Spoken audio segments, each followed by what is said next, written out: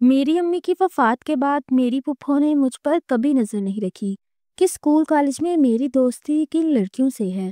College میں میری دوستی صدف سے ہوئی، جس نے پہلے تو مجھے میرے منگیتر کے خلاف کیا اور پھر مجھے ایک دن اپنے منگیتر سے ملوانے اس کے گھر لے گئی، لیکن ادھر اس کے منگیتر نے میرے ساتھ یوں تو اماں مجھ سے بہت پیار کرتی تھی، لیکن سہیلیوں کے ساتھ دوستی کے معاملے میں بہت سخت تھی۔ کسی لڑکی سے دوستی ہو جاتی تو اس کے بارے میں جاننے کے لیے بال کی کھال نکالنے لگتی تھی۔ ان کی اس عادت سے مجھے بے حد کوفت ہوتی تھی، اس لیے میں کوئی سہیلی نہیں بناتی تھی۔ مجھے بہت برا لگتا، امی پر غصہ بھی آتا۔ اسکول کی لڑکیاں اکثر ایک دوسرے کے گھر آتی جاتی تھی، لیکن مجھے اس کی اجازت نہیں تھی۔ اگر کبھی کوئی ہم جماعت آ بھی جاتی تو پہلے اماں اس کا تفصیلی انٹرویو کرتی کہ کہاں سے آئی ہو، کس کی بیٹی ہو، ابا کیا کرتے ہیں۔ غرض کئی طرح کے سوال کرنے کے بعد ہی اسے مجھ سے بات چیت کی اجازت ملتی، تو وہ لڑکیاں مجھ سے بعد میں بہت باتیں سناتی کہ تمہاری امی تو عجیب طرح کی ہے، ہماری امی تو ہرگز ایسے نہیں کرتی۔ تب میں شرمندہ ہو جاتی، اس لیے میری کوئی سہیلی جلدی میرے گھر ہی نہیں آتی۔ 9ویں تک تو میں نے برداشت کیا، پھر ایک روز امی سے بھرپور احتجاج کیا کہ میری سہیلیاں گھر آئیں گی تو آپ ان کو کچھ کہیں گی نہیں اور میں بھی ان کے گھر جاؤں گی۔ امی آپ کی باتوں کی وجہ سے مجھے بہت شرمندگی اٹھانی پڑتی ہے، کوئی میری سہیلی جلدی میرے گھر نہیں آتی، کہتی ہیں تمہاری امی ہماری اتنی پون چھان کیوں کرتی ہیں۔ یہ سن کر اماں کو غصہ آ گیا۔ تبھی اماں نے کہا اگر ایسا کیا تو میں تم کو اسکول سے ہٹا لوں گی۔ اماں کی بات سن کر میں تو ہکا بکا ہی رہ گئی۔ آخر کیوں اماں؟ دوسری لڑکیوں کی مائیں تو ایسے نہیں کرتی، آپ کیوں ایسا کرتی ہیں؟ میں نے روتے روتے پوچھ لیا تو امی کہنے لگی اس لیے بیٹی کے زمانہ خراب ہے، ہمیں نہیں پتا کہ کون لڑکی کس طرح کی ہے، کل کلا وہ تم کو کسی الٹے سیدھے معاملے میں پھنسا دے، تب کیا ہوگا؟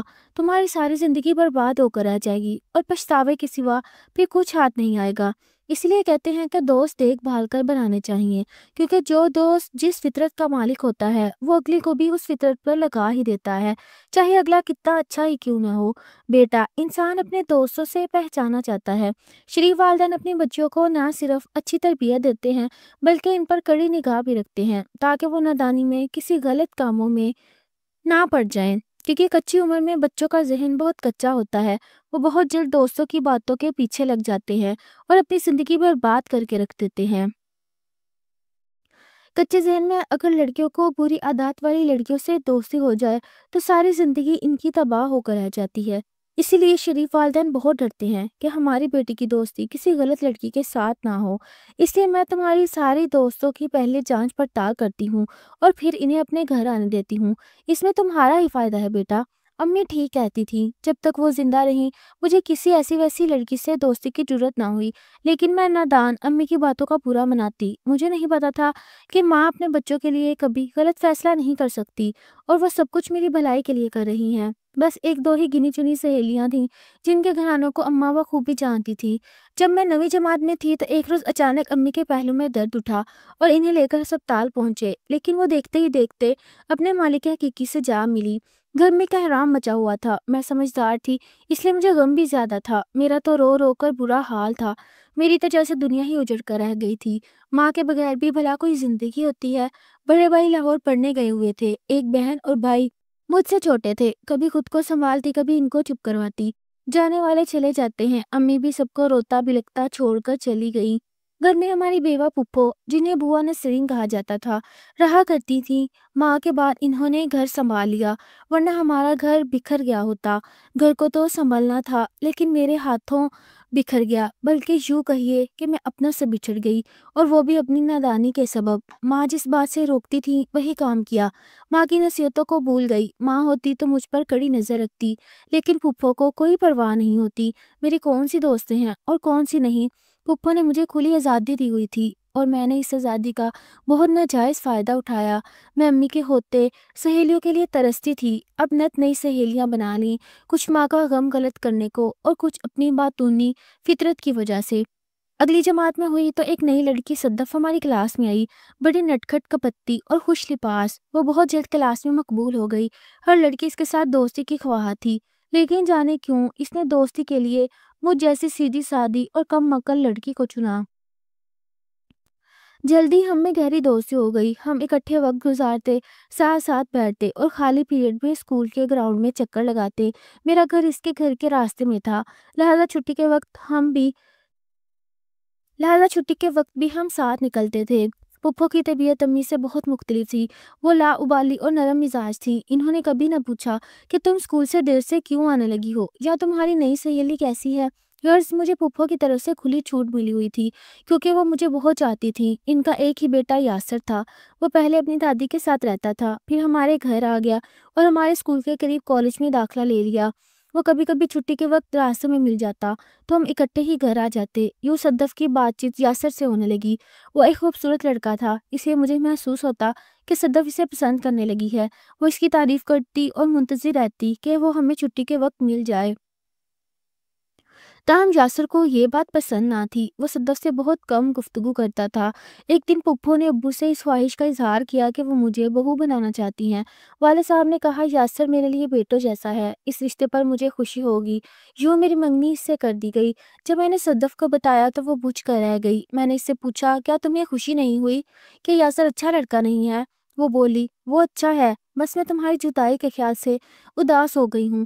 یہ کہہ کر بات آئی گئی ہو گئی، لیکن مجھے صدف کے دل کا نہیں پتا تھا کیونکہ میں تو بہت معصوم اور سیدھی سادی لڑکی تھی۔ میں تو اس کا اپنا ہمدرد سمجھتی تھی اور خیرخواہ سمجھتی رہی۔ میں ریاضی میں کافی کمزور تھی اور یاسر سے رات کو گھنٹہ بھر بیٹھ کر سوال سمجھتی تھی۔ اس بہانے ہم خوب باتیں کرتے اور میں وہ باتیں صدف کو بتا دیتی۔ وہ کہتی ذرا اس محبت کو آزماؤ تو اسے کہو کہ تمہیں مہنگی گھڑی لا کر دے۔ میں آنکھ بند کر کے صدف کے اشاروں پر چلتی تھی، جیسا وہ سکھاتی ویسا ہی اپنے منگیتر کو کہہ دیتی۔ یاسر میری ہر بات مانتا اور ہر فرمائش پوری کر دیتا۔ ہم ایک ہی گھر میں رہتے تھے، آپس میں بات چیت کرنے میں بھی کوئی پابندی نہ تھی۔ پھر بھی وہ کہتی تم اپنے منگیتر کو کہو کہ وہ تمہیں سیر پر لے کر جائے۔ یوں میں اکثر اسکول کے بجائے یاسر کے ساتھ گھومنے چلی جاتی اور چھٹی کے وقت ہم گھر پہنچ جاتے۔ یوں سال بیت گیا اور میں نے میٹرک بھی کر لیا۔ اب بھی میں صدف کے گھر جاتی اور تمام احوال اسے بتا دیتی تھی۔ وہ ایک لالچی لڑکی تھی، جب آتی پوچھتی تم نے یاسر سے کیا لیا یا اس نے تمہیں کیا تحفہ دیا، اور کہتی تم اس سے فرمائش ہی کیا کرو تاکہ اسے تمہارے لیے کچھ نہ کچھ لانے کی عادت رہے۔ یاسر بھی یہ کر چکا تھا لیکن بے روزگار تھا، روز روز مہنگے تحفے کہاں سے دیتا۔ ادھر صدف کے سکھانے کی وجہ سے میں بھی کافی لالچی ہو گئی تھی۔ اب اگر یاسر خالی ہاتھ آتا تو مجھے برا لگتا اور اس وقت تک صحیح طرح سے بات نہ کرتی جب تک وہ میری فرمائش پوری نہ کرتا۔ آخر یہ سلسلہ کب تک چلتا؟ یاسر مجھ سے بدظن ہوتا گیا اور نفرت کرنے لگا۔ میں نے بھی اس سے لاپرواہی اختیار کر لی۔ تب وہ برے لوگوں میں اٹھنے بیٹھنے لگا تاکہ کوئی شارٹ کٹ کر کے پیسے حاصل کرے اور میری فرمائش پوری کر سکے، لیکن ان لوگوں نے اسے نشے کی لت لگا دی۔ یوں چند مہینوں میں ہی وہ مکمل طور پر تباہ ہو گیا۔ وہ ایم اے میں داخلہ لے چکا تھا لیکن تعلیم بھی ادھوری رہ گئی۔ اب پپھو ہر وقت یاسر کے غم میں روتی رہتی تھی، لیکن انہیں علم نہ تھا کہ ایسا کیوں ہوا۔ البتہ مجھے کبھی کبھی احساس ہوتا کہ یہ سب میری وجہ سے ہوا ہے۔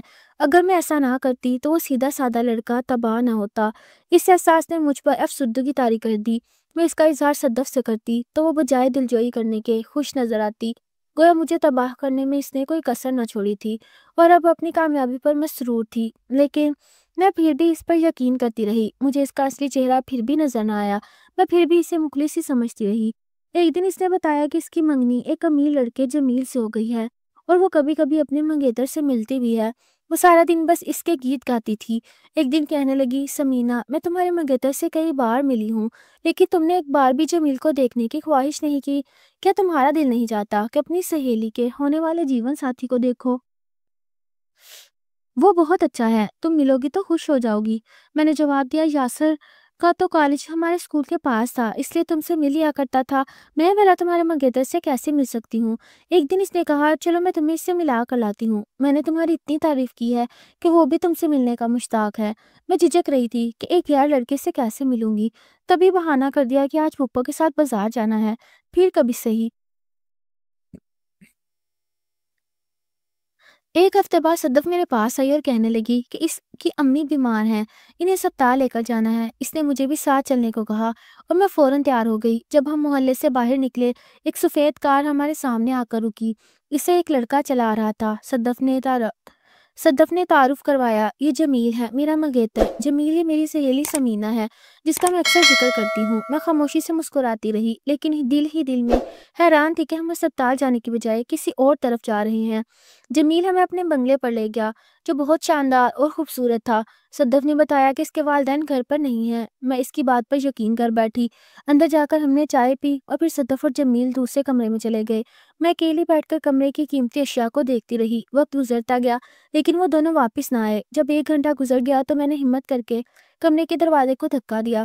صدف اور جمیل مجھے دیکھ کر چونک گئے۔ صدف فوراً بال ٹھیک کرنے کے بہانے غسل خانے میں چلی گئی اور جمیل میرے پاس آ کر بیٹھ گیا۔ مجھے الجھن ہونے لگی اور میں اٹھ کر جانے لگی، لیکن جمیل نے دروازہ بند کر دیا۔ اب میں ساری حقیقت سمجھ چکی تھی۔ میری سہیلی نے مجھے دھوکا دیا تھا اور اس لڑکے کے ارادے بھی ٹھیک نہیں تھے۔ میں نے صدف کو آواز دی مگر اس نے کوئی جواب نہ دیا۔ اس لمحے مجھے اپنی ماں کی وہ نصیحت یاد آئی کہ کبھی سہیلیوں پر اندھا اعتماد نہ کرنا، اور میں نے اپنے پاؤں پر خود ہی کلہاڑی ماری۔ اپنی ماں کو ماں کی باتوں کی بھول کر کسی غیر مرد پر یقین کر بیٹھی۔ میں روتی ہوئی گھر واپس پہنچی۔ جب محلے کے قریب پہنچی تو ابو نے ہمیں جمیل کی کار سے اترتے دیکھ لیا۔ وہ سخت غصے میں تھے۔ میرے بکھرے حال کو دیکھ کر سب کچھ سمجھ گئے اور گھر آتے ہی مجھے مارنا شروع کر دیا۔ وہ بار بار پوچھ رہے تھے کہ میں کہاں گئی تھی اور کس کے ساتھ تھی، لیکن میرے پاس ان سوالوں کا جواب نہ تھا۔ ابو چھری اٹھانے لگے لیکن پپو نے چھری چھپا دی۔ میں خوف کے مارے گھر سے بھاگ نکلی اور ریلوے اسٹیشن جا پہنچی۔ کراچی جانے والی ٹرین میں بیٹھ گئی مگر منزل کا کوئی علم نہ تھا۔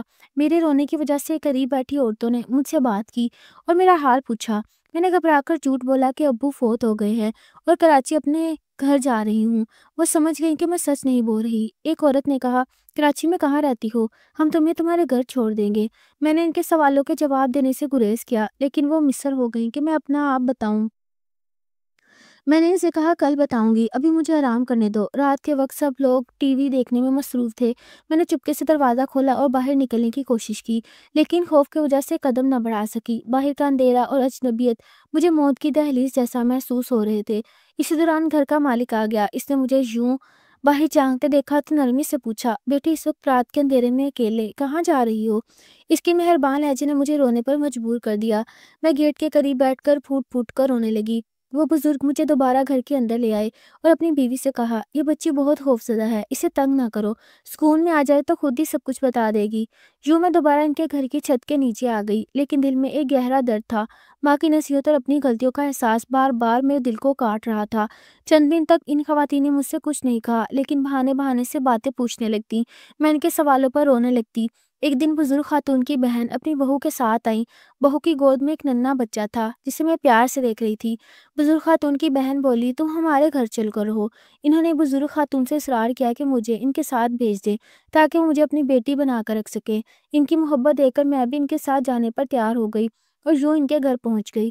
دوسروں کے گھروں میں رہنے کا تجربہ ہوا تو سمجھ آئی کہ اپنا گھر چاہے جیسا بھی ہو جنت جیسا ہوتا ہے۔ بزرگ خاتون جنہیں سب خالہ سغرا کہتے تھے بہت اچھی تھیں اور میرا خیال اپنی بیٹی کی طرح رکھتی تھیں، لیکن ان کی بہو نازیہ اور اکمل کو میرا وہاں رہنا ایک آنکھ نہ بایا۔ تاہم اس نے سوچا میں مفت کی نوکرانی ہوں، اس لیے اپنا کام مجھ سے کروانے لگی۔ اس نے سارا گھر کا کام میرے سر پر ڈال دیا، خود بچے کو گود میں لے کر آرام کرتی اور مجھ پر حکم چلاتی۔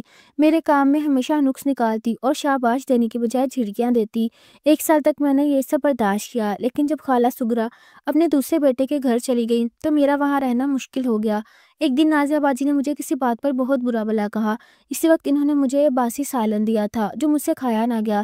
میں نے روکھی روٹی پانی کے ساتھ کھائی، جس پر انہیں غصہ آیا کہ میں رزق کی ناشکری کر رہی ہوں۔ انہوں نے مجھے کہا، تو آوارہ اور گھر سے بھاگی ہوئی لڑکی ہے، ہم نے تمہیں پناہ دی اور تم شکر گزار ہونے کے بجائے نخرے کرتی ہو۔ میں نے جواب دیا، میں نے آپ سے کچھ نہیں مانگا اور نہ کچھ شکایت کی، پھر کیوں آپ مجھے ایسی باتیں سنا رہی ہیں؟